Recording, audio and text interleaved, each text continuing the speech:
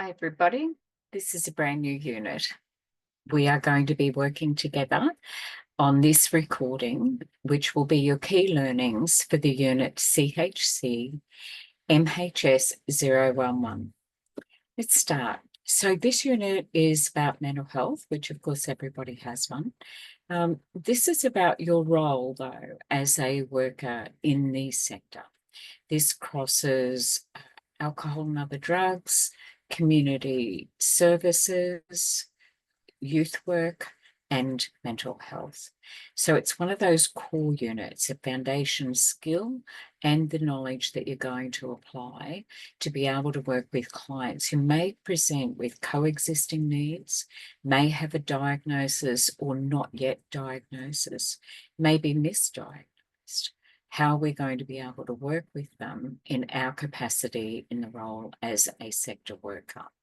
So this is about assess, intake and assessment, and promote social, emotional, and physical well-being in a holistic manner.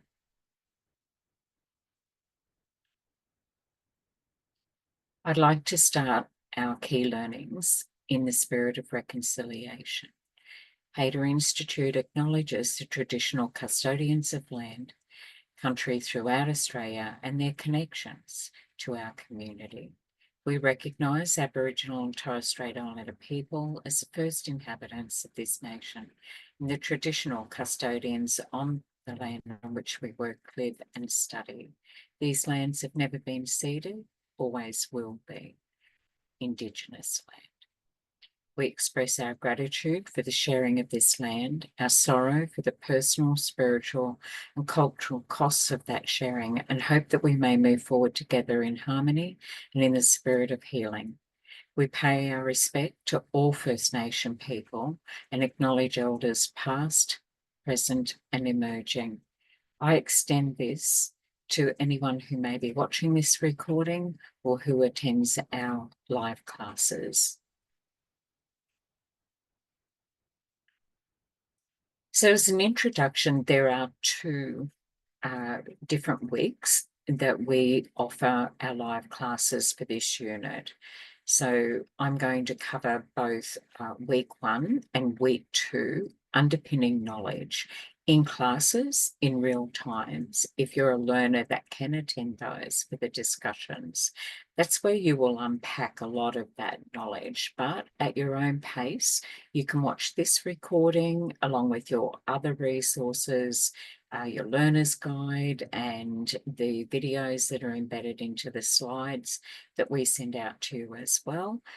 It's enough for you to be able to commence your studies. At the beginning, you have your e-learnings. If you're a brand new learner to Hayter, then you'll be able to do a practice run with those. Otherwise, go over to assessments and have a look. With this unit, there are 4 assessment tasks to do. Task 1 is a quiz. There's 19 questions in that for you. You'll find the answers to those in this recording and also in your learner's guide. But sometimes as a learner, we need to explore a little further and do some research. We need to stay current. When we're studying, a law can change, or a legislation or an amendment to an act can happen within a week, but it could take years for people to lobby, people who are there advocating on behalf of their family, significant others, people who have experienced some mental health incident, and filling the gaps that are out there in community as well. So do some research in your own postcode, your own state, and then on a national level. Also helps to have a look at what's happening globally and what is considered evidence-based data, models that are endorsed by professionals in the sector. So welcome, everybody. Just a little bit of housekeeping. Look after yourself. There's some triggering content when you are studying mental health. Even our practitioner skills in the role play, there's 3 scenarios there. So task 2 is a role play, task 3 is a role play, and task 4 is a role play. But task 2, 3, and 4 are about scenarios for 3 clients, and you'll be using your underpinning knowledge and your micro skills, your practitioner skills, to sit with those clients, review their story, and do your intake and assessment. Your instructions will guide you there, and you'll find those in your learners portal. So look after yourself while you're doing this unit. Emergencies procedures. If for some reason you feel triggered by any of the content, you can call 24/7 Lifeline on 13 11 14 or 13 Yarn if you are First Nation or Torres Strait Islander person. And you can talk to them about, look, I'm a student, I'm covering some really heavy, deeper topics. Even though we are not clinical, a lot of learners come in with a lived experience where you may have personally experienced a moment where your mental health has not been as strong, or you may know of others who are near and dear to you who also. So go gently as you cover this topic and do this in 20-minute bites. But as a worker, we may listen to 4 or 5 different stories every day. We need to make sure that we have agility, that we are resilient, and only knowledge and practice from your skills will be able to help you navigate that space. So this is about looking after our clients, but it's also about looking after self and others. And others could be our peers and colleagues, peers from class, and then of course colleagues.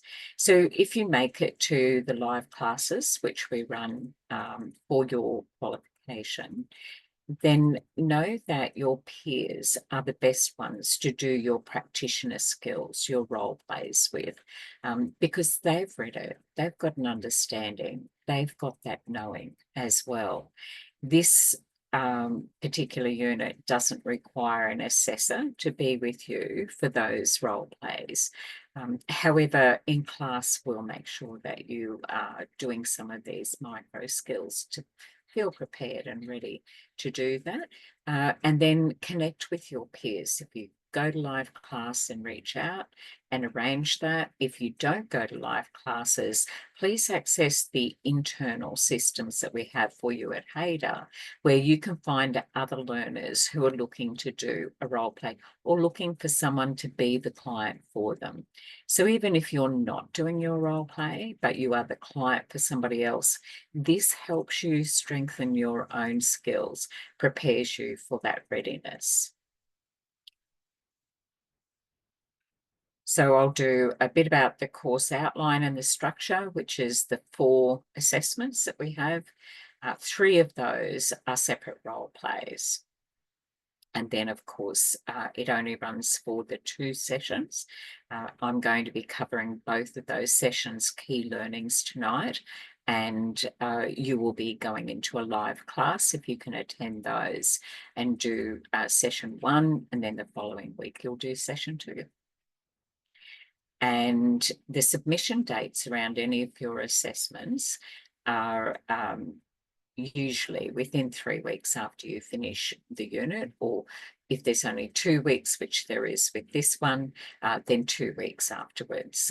So by the end of week 1, before you jump into week 2, you will have completed task 1, your quiz. That's your behind the scenes homework that you do as well. There's absolutely no penalty whatsoever, though, for your dates. But if you leave your role plays, your work will only ever show as in progress. And if you leave them, it can be harder because you've got to actually refer to your content knowledge. So it's best to stay on track with those and try and keep up with each week and have that work done as well. So here I have for you about emotional agility. We call this resilience. This is about you being able to have the underpinning knowledge and know how to care for yourself, also for our clients. So the emotional pyramid of needs, and this works off the model of Maslow's hierarchy of needs, but the emotional needs sit around gentle acceptance, compassion, routine and structure, connection with others, reduce social isolation, courage to reset if they've had an incident or a barrier or a relapse, and then the wisdom that life's beauty is inseparable from its fragility.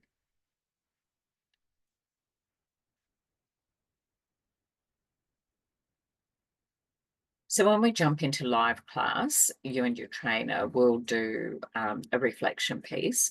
But if you're watching only the recording, and this is how you're getting your qualification, which of course you can, a lot of people are working already in the sector or have competing priorities, and the classes in real time aren't always able to fit in with your busy life. But I want you to take this moment and do a reflection on what are some of the common areas that you have with others and what strengthens that bond. This is part of our relationship when we sit down with the client, is we make connection, we establish rapport to build trust. So who are those people in your life that you connect with? What are those common areas? It might be shared values, shared interests, shared beliefs, a similar worldview.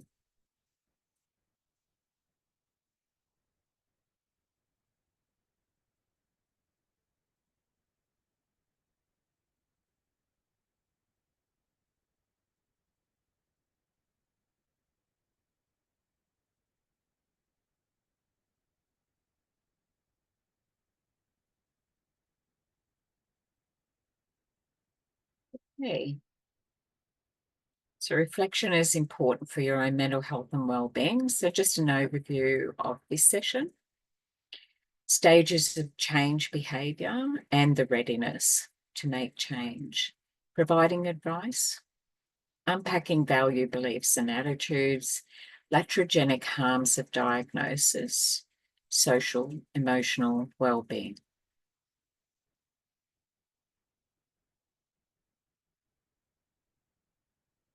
Okay. So some self-awareness, which we just did a brief exercise there of taking a moment for ourselves, being aware of what makes us tick, our own mood when we step into that space with our clients, even when we step into something that can create some levels of anxiety or stress. What happens to us? Where do we feel that? Is that a physical response? What are some therapeutic approaches to cope with that, like breathing techniques, meditation, yoga, going for a walk? Self-care, taking that time out for ourselves, and we work with our clients on their well-being wheel, their balance. Developing a plan to move forward when something has become a challenge area. That every body is different, and it's written like that because we have a physical response to a psychological incident. Determinants of physical well-being. How do we know when we're not traveling very well? How do we get that in our intake and assessment with our clients? How do we go to that space? And what else? Sex, gratification, physical, mental well-being. We'll cover this.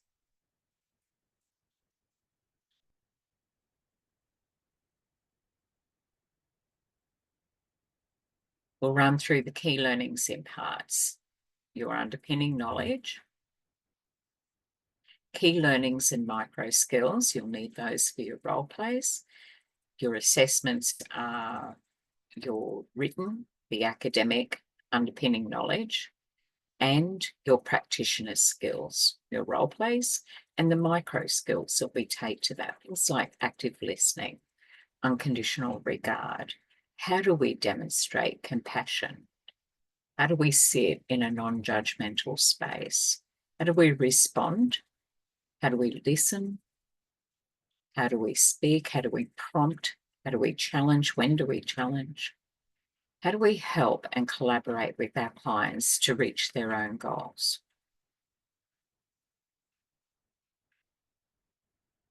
Recovery-orientated practice recognises people's strengths and their potential, even in the context of ongoing symptoms. So given that everyone has a mental health, it is not something that would stop someone from being able to go to work.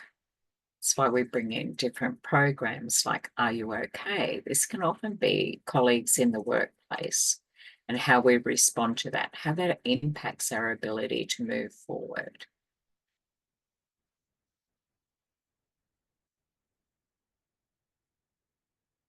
So there's a video there I want you to watch when you can, which is the stages of change.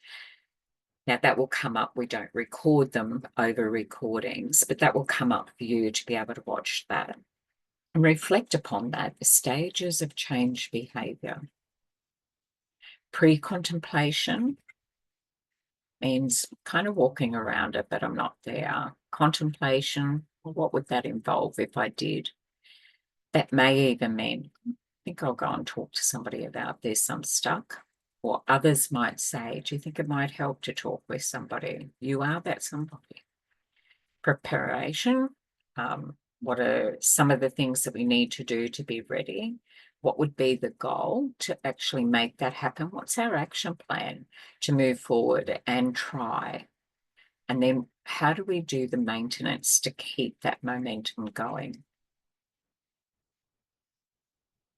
So grief and loss in mental health, grief and loss is not always about the death of, it can often be around the end of, or the loss of a dream or a hope or a job, or it could be a physical thing, a plan that you had in place, relationship. Grief and loss crosses all of those areas. So your checklist for caseworkers, it's designed to help you reflect on grief and loss in your own practice, ensuring a trauma-informed and person-centered approach when we step into that space. So reflective practice happens at that intake stage. So we do intake with our clients and assessments. Assessment is around the mood. The intake is gathering the essential information and then also finding out why the client is there and then what would they like to achieve out of today's session with you. So in reflective practice, our casework can consist of identifying the type of loss experienced by the client. Is it identity or stability, loss of employment, etc. And then observe and reflect on how the grief manifests in the client. It can be anger, sadness, withdrawal, or numbness. And we need to, at intake, find out how are they presenting, what is their psych ache, their mood. So our notes will reflect that as well. The client appeared. Their state was heightened or flat. They appeared to be agitated. We don't say they are, because when we are watching how people cope, behaviour is only what we see. However, the understanding and getting to the root cause of that is something that we need to explore with the clients. So a child doesn't have that worldview or the experience, but when they see someone, a concentrating face and an angry face may look exactly the same. So they're reading signals and cues. We can't come into this space with only our own lens across this, so we need to check. So tell us what you're thinking at the moment. How's that feel for you? We work with all of our open-ended questions at intake: the who, the what, the how, the when, the where, and the why. Why did you come here today? What were you hoping to be able to do that? When would you be available to be able to meet? How would that work for you? Who else could we put in to support the plan? Who will do which parts?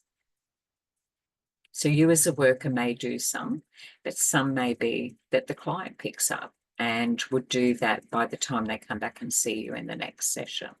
or maybe it's a one-off intake, and then they get referred on to a more appropriate service. But for the point of doing this unit, for this qualification, you will be staying in a simulated role play for 3 separate client scenarios, all around mental health. Then assessment. Assess your own response. Was it trauma-informed and person-centered? Did I approach like that? And then evaluate my own emotional reaction for self-care. Did I experience secondary trauma or emotional overwhelm? Am I triggered by this? For us to be sustainable in the work that we do, we need to know that when we hear a story or we read it, even in our studies, that can leave an impact and an imprint with us as well. So we look at care for self and others. So your micro skills for supporting somebody with grief, or your practitioner skills as a worker, use active listening and presence. So silence, your non-verbal skills, those cues, and patience. So non-verbal cue could be nodding in agreement. And then get comfortable being uncomfortable in the silences. What you may know, the client may need to process. Time to reflect upon that. This could be new for them, what you pose for them. And it's about their readiness to be able to make those changes. They will only move forward at the perfect pace for them, and they are the expert. So how do we provide empathetic responses? I hear that this has been incredibly painful for you. After they have spoken, this is what you heard. This is how you acknowledge, let them know you have belief that this is real for them. And ask reflective and open-ended questions to help the client process their grief. Trauma-informed approach, trauma-informed care, both of these are around the window of tolerance. Someone may be more resilient, have greater emotional agility than somebody else, depending on their life experience. If someone is weakened physically, then their response to that might be greater than if they were keeping better health. And that may be in their control or outside of their control. So for us to do our work around hope and healing, we need to apply trauma-informed approaches, recognizing triggers for our client, allowing the client control over the discussions. So when you jump into a skills assessment, it would be 60% of your client that would be talking, and 40% of us using those open-ended questions to bring that conversation around. Maintain emotional boundaries while offering support, avoid minimizing their grief or giving false hope, false reassurance. If you have a lived experience, there are times when it is appropriate for us to share, but we need to remember, if we do share anything in a session with the client, it has to be helpful for the client. So if they feel that they're helpless or it's hopeless and that they're alone, it can bring some comfort if they hear that this is not something that only they experience, that others may have. We may even pose, I guess, a strategy around that in our individual support plan around, would you be interested in some of the things that have been helpful for others?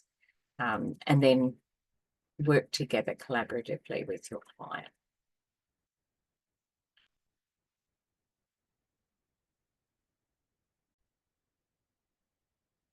It's important to reflect right here at this point in when we're stepping into working with mental health, that it is not up or down, that it's linear. And throughout the day, we can have moments of elation and other moments where our mood seems a little flat.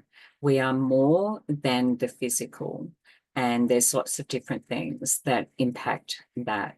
So when we work on ourselves as a worker, we need to make sure that we have some routines and some care practices in place.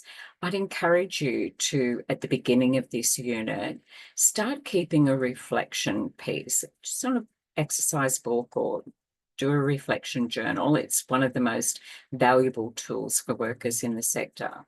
But in a reflection journal, do a check-in with yourself at the beginning of this unit. Also, when you check in at classes, on a scale of 1 to 10, how are you travelling? Which would be 1 is I'm pretty flat, but I'm here and I'm giving it my best shot. And 10 is I'm really energised and I'm motivated. That's my readiness. And there's no right or wrong, but it's being able to be okay where you are so that you can help clients to find out where they are and to check in with their moods. And then if we're flat, having a look at what else is going on. We're lacking sleep, we're fatigued, are we under the pump? Have we got external pressures? Is the weather impacting anyone at the moment with storms or floods or fires? What else is going on? Is the global messaging something that's keeping people flat and down? Are there people worried about members of their family? That's how we respond to what is happening to us, the same as our clients. So we need to, first of all, do reflection and assess. So do a check-in with yourself, and then at the end of that session, do a check-out. Is my number the same? So I'll do a check-in at the beginning of this. I'm checking in at a solid 6, but I know it's a really important unit. And so my whole focus is here. Not too high, not too low. It's a good balance space to be in. I've got water around me, so I stay hydrated. I've got my reflection notes that are here. I've come in prepared and planned to discuss the key learnings that sit around this unit to help you access your learner's guide and then be able to move over to do your assessment work. And for those of you who don't make it to class, to let you know that even class can be either energising or exhausting, because the topics can be heavy going, but you can find that interesting, or you may feel really nervous about your study. You may even be starting study after years and years of never having studied for a long time, and this could be a completely new experience for you. Or you might be a sector worker already and looking to get this qualification as well. It's a core unit, it's essential, it's one of our foundation units for anyone that works in the community service sector.